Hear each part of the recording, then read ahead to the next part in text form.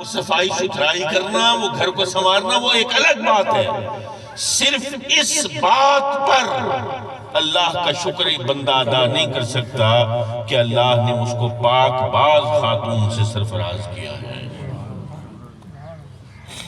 اچھا، پھر ہم دھوکہ دیتے ہیں، باہر نکلتے ہیں تو ہم اچھی زبان بولتے ہیں، باہر نکلتے ہیں تو آپ جناب قبلہ حضور ادھر بیٹھے، گھر میں جاتے ہیں تو منہ پہ گالی،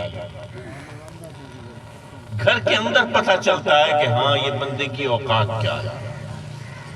باہر سب کو دھوکہ دے رہے ہوتے ہیں، نمازیں بھی چل رہی ہیں، ماتھے پر چاند بھی بن گیا ہے، میں تو اس کو سجدوں کا میں تو داغ کہتا ہوں، کیونکہ اندر تو کیا حال ہے۔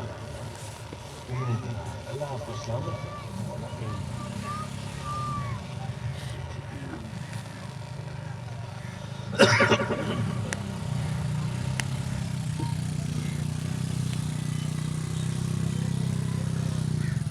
حضرت محترم، میں تو یہ دعا کرتا ہوں کہ میں اپنی بیوی کا دکھ نہ دیکھوں، تو جو اپنی زوجہ کے بعد زندہ ہے جو شخص، اس کا زیادہ خیال کرنے کی ضرورت ہے، اس کی اولاد، کیونکہ اس کو اس خاتون کی عادت ہے جو ہر وقت خیال کرتی تھی۔ اب اس کے بیٹوں کو، اس کی بیٹیوں کو اس والد کا خیال رکھنا چاہیے کہ ہاں اس کی زوجہ نہیں ہے، ایک بار، اور جن کی ازواج حیات ہیں تو ان کو یہ احساس کرنا چاہیے۔ ہاں میں ایک چھوٹا سا واقعہ آپ کو سناتا ہوں۔ میں ایک دن ہسپتال گیا، شالکوٹ کینٹونمنٹ، آپ کو پتہ ہے میں پہلے سرکاری ملازم تھا، تو ہسپتال گیا، یہ فوج کا ہسپتال CMH کہلاتا ہے، کمبائنڈ ملٹری ہاسپٹل۔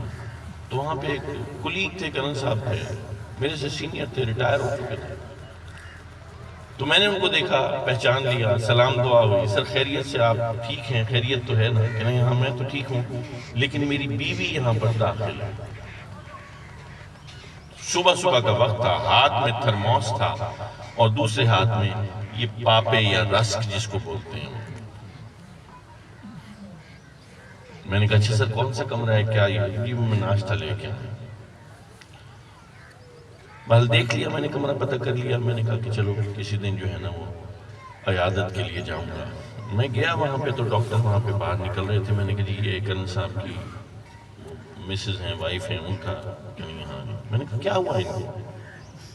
تو انہوں نے بیماری کا تو نام کچھ عجیب سا لیا، لیکن انہوں نے کہا جی یہ یادداشت کھو جاتی ہے، ان کو یاد نہیں رہتا، ان کو کچھ بھی یاد نہیں ہے، ان کو ابھی تھوڑی دیر بعد یاد دلائیں گے، کچھ ان کو سمجھ میں آئے گی، پھر یہ آدھے گھنٹے کے بعد ان کو وہ باتیں بھی یاد نہیں ہیں۔ تو میں نے کہا یہ کتنے عرصے سے؟ انہوں نے کہا جی 1.5 سال ہو گیا ہے وہ یہاں پہ داخل ہے، 1.5 سال سے وہ خاتون یہاں پر داخل ہے۔ تو میں نے کہا جی وہ کرنل صاحب نہیں ہے؟ کہتے جی وہ تو روز آتے ہیں، صبح آتے ہیں، شام تک ادھر ہی بیٹھے رہتے ہیں۔ تو میں ان کے پاس ایک دن بیٹھا تھا، تو میں نے کہا سر آپ روز آتے ہیں، 1.5 سال سے آ رہے ہیں؟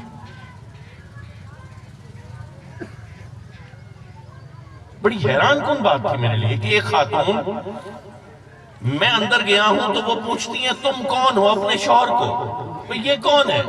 تو کہتے بھی میں فلانا ہوں، میں تمہارا شوہر ہوں، میں تمہارے لیے چائے لے کے آیا ہوں، میں تمہارے لیے دیکھو تمہیں یہ پسند ہے یہ پاپے، میں تمہارے لیے یہ لے کے آیا ہوں، آج یہ لے کے آیا ہوں، آج وہ لے کے۔ میں نے پھر 4 5 6 دن مجھے وہاں پہ رہنا تھا۔